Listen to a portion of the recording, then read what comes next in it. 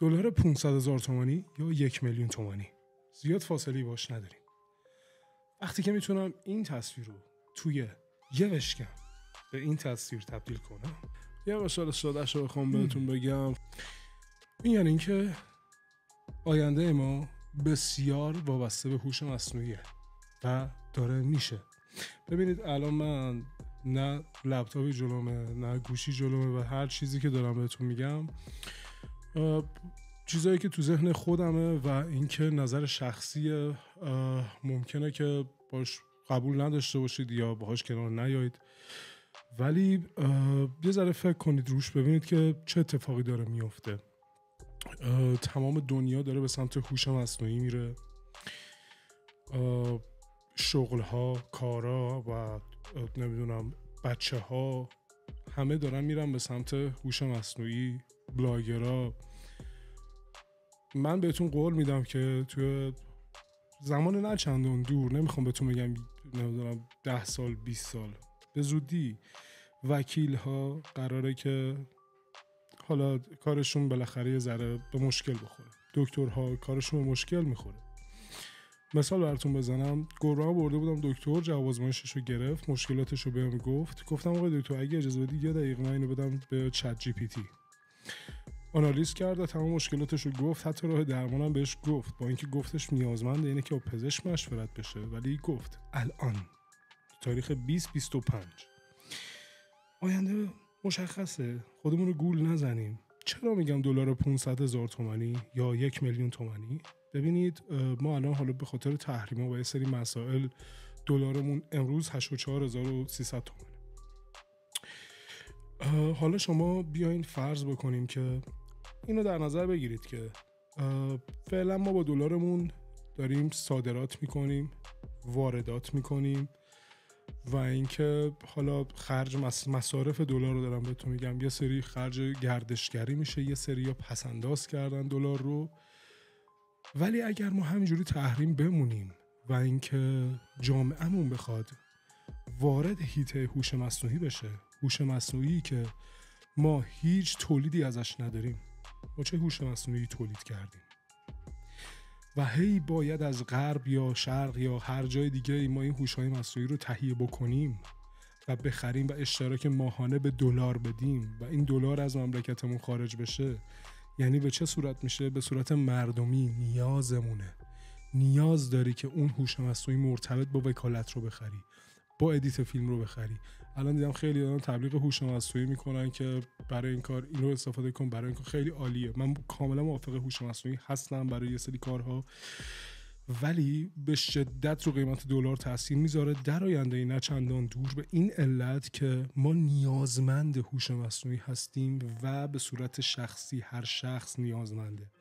میدونید دیگه خرج کردن دلار برای مثلا واردات کالا نیست یا برای مصارف گردشگری یا مثلا پسنداز، فقط بحث اینها نیست.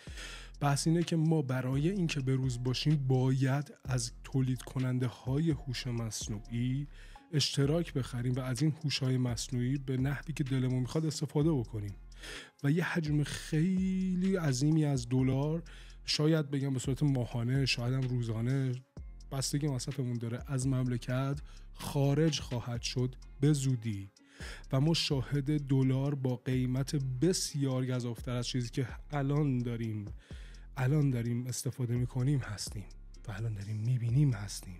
خب چیکار باید بکنیم؟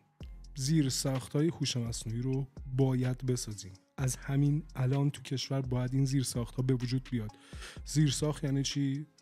ببین دادا، زیرساخت یعنی این که من میخوام یه مدرسه‌ای بسازم، مثلا اینجوری الان یهو به ذهنم اومد بگم یه مدرسه میخوام بسازم و پولش هم دارم که اون مدرسه رو مثلا 1 میلیارد دارم، اون مدرسه هم میشه 1 میلیارد. بعد قرار میذاریم که اون مدرسه رو بسازیم، میفهمم که تا اون مدرسه جاده‌ای نداره و فقط مثلا 1 میلیارد هزینه ای میشه که من یه جاده بخوام به اون زمینی بزنم که میخوام توش مدرسه بسازم. مثال خیلی ساده برات زدم و هزینه اون 1 میلیارد فقط از اینا اسفالت و اون مسیر میشه که میخوام تو اون زمین اون مدرسه رو بسازم. خب زیر ساخت ها رو باید الان به فکر باشیم، الان، چون علم داره تصاعدی پیشرفت میکنه، میدونید تصاعد میخوره بهش. یعنی ما 5 سال دیگه خیلی تکنولوژیمون با الان فرق میکنه. قدیم به فکر الان نبودن، الان این شده. شرایطو دارید میبینید، من خودم دارم میبینم. آقا اگر که پدرتون خودتون مسئولی هستین تو این مملکت، این ویدیو رو ببینید و براش بفرستید، گوش بدید. الان نیازمندیم به ساخت زیر ساخت هوش مصنوعی، شهر هوشمند. الان باید این کارو بکنیم، بعداً باز به فکر نیفتیم که دیر شده، دلار دیگه نداریم، هیچی نداریم، تازه به فکر تولید و زیر ساخت بیفتیم. باید قبول کنیم، باید بپذیریم که جهان داره به این سمت میره. یه دونه رودخونه است، یه جریانیه، با جریان حرکت کنیم. خلاف جریان حرکت کردن انرژی میبره ازمون. خب من حرصم از اینه که ما خیلی کارا رو الان باید بکنیم. نکن پدر سگ، نکن، گربه یه نازمه. آره ما خیلی کارا رو باید بکنیم و باید میکردیم و نکردیم و الان باید بکنیم که آیندگان نه چندان دور، خب شاید مثلا پسر من یا مثلا شاید خودم تو 5 سال 6 سال آینده راحت تر بتونم کارهایی که با هوش مصنوعی باید انجام بشه رو انجام بدم. ما باید هوش مصنوعی خودمون رو تولید بکنیم، مثلا اوپن ای آی یا مثل دیپسیکی که چین زده، که دیپسیک رو من باش کار کردم، من زیاد حال نکردم باش، شاید برای حالا اون محیط کاربر یا هر چیزی که بوده، ولی خب خیلی جالبه.